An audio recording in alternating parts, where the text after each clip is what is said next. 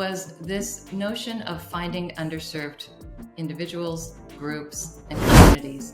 The immigrant community in San Francisco at that time. Bank of America was one reason why much of the investing public and consumers and government lost faith and trust in banking. If the government did not intervene. One of the world's largest banks controlled economies larger than most nations. In this video, we'll trace how 10 financial giants quietly influence global markets, policies, and even the flow of capital between continents. But here's the twist: being the biggest by assets doesn't necessarily mean the most powerful. We'll uncover which banks dominate on paper and which truly shape the future of global finance. Before we move on, I'd like to ask you a small favor. If you appreciate this content, please take a second to like this video and subscribe to the channel. Over 98% of you watch the videos without subscribing. It costs you nothing, but it makes a huge difference to us. So, did you click the subscribe button? Great. Thank you so much. Now, back to the video. How can a single financial institution accumulate more wealth than the annual output of entire nations?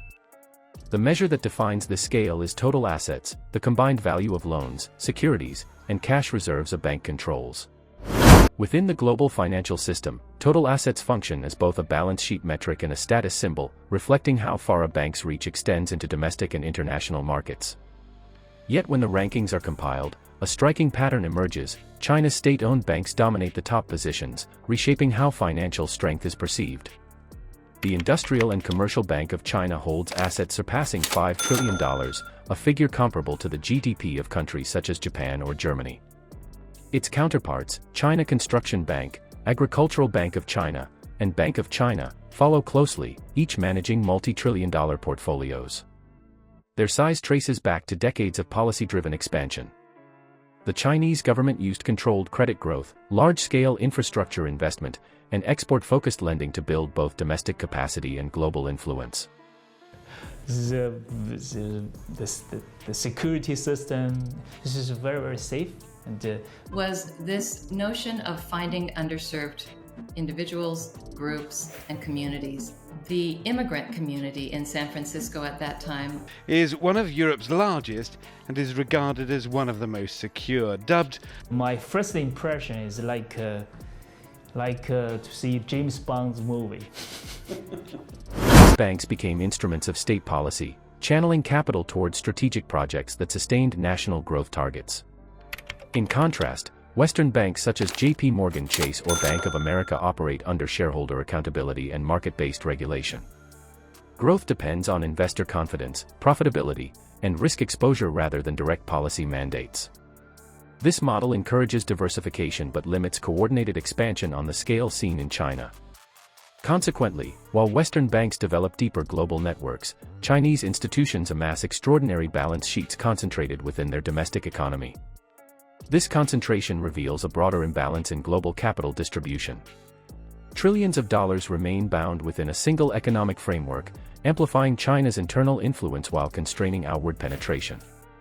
Despite their immense size, these banks rely on geopolitical conditions to extend influence abroad, not competitive market expansion. Scale alone, therefore, does not imply universal dominance. Their vast resources elevate them above rivals by numbers, yet their true reach remains regionally anchored, a reminder that financial power is not always proportional to balance sheet magnitude. If the largest banks cannot dictate global finance, which ones actually do? Some banks command extraordinary influence without leading in size. Their balance sheets may trail the Chinese giants, yet their ability to move capital, set benchmarks, and stabilize markets is unmatched. This is where the idea of global systemic importance reshapes what wealth means in banking. The Financial Stability Board classifies certain institutions as systemically important, meaning their failure could disrupt the global economy. Under this measure, the hierarchy changes completely. Wherever dollar flows determine liquidity, power follows. The security system is very, very safe. And was this notion of finding underserved individuals, groups, and communities. The immigrant community in San Francisco at that time is one of Europe's largest and is regarded as one of the most secure, dubbed. My first impression is like to see James Bond's movie.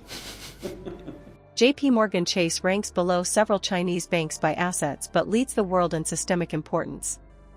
Its position reflects the infrastructure it controls, global payment networks, derivatives clearing, and interbank funding channels that serve as critical arteries of global finance. The United States regulatory framework amplifies this influence. Through the Federal Reserve, dollar liquidity is distributed worldwide, positioning American banks at the center of the financial system regardless of their asset count. Access to the dollar, more than the size of any balance sheet, shapes modern financial sovereignty. In Europe, banks like HSBC and BNP Paribas operate on different terms. Their strength lies in cross-border exposure, diversified client bases, and participation in major currency and derivatives markets. Yet these same features increase regulatory complexity. The European Union's stress testing and resolution requirements under Basel III impose heavier constraints, ensuring stability but limiting risk flexibility. Chinese institutions, protected by state ownership, operate outside this high interconnectivity matrix, reducing failure risk but also limiting global engagement. Systemic power ultimately depends on interconnectedness, how a bank manages currencies, counterparties, and clearing obligations across continents.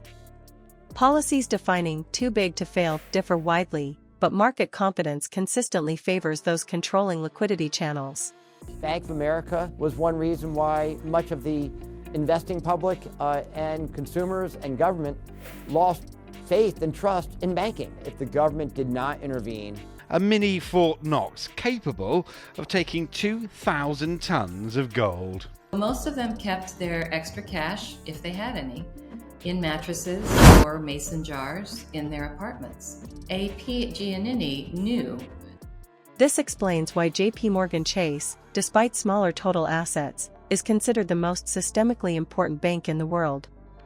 It leads in influence precisely because its operations underpin how money circulates globally, raising a deeper question about whether financial dominance should be measured by size or by indispensability.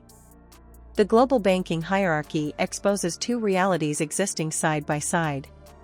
Trillions of dollars remain tied to a handful of regional institutions, primarily within China, representing concentrated financial mass.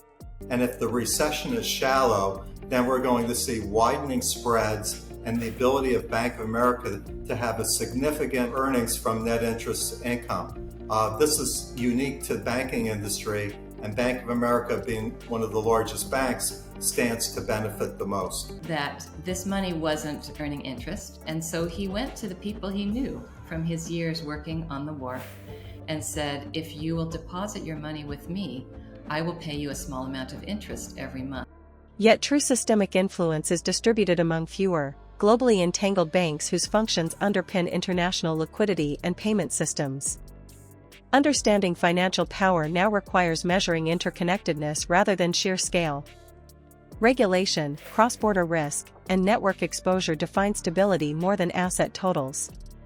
The unresolved question remains whether the next financial disruption will emerge from the immense weight of concentrated assets, from structural complexity, or from the fragile connection bridging both.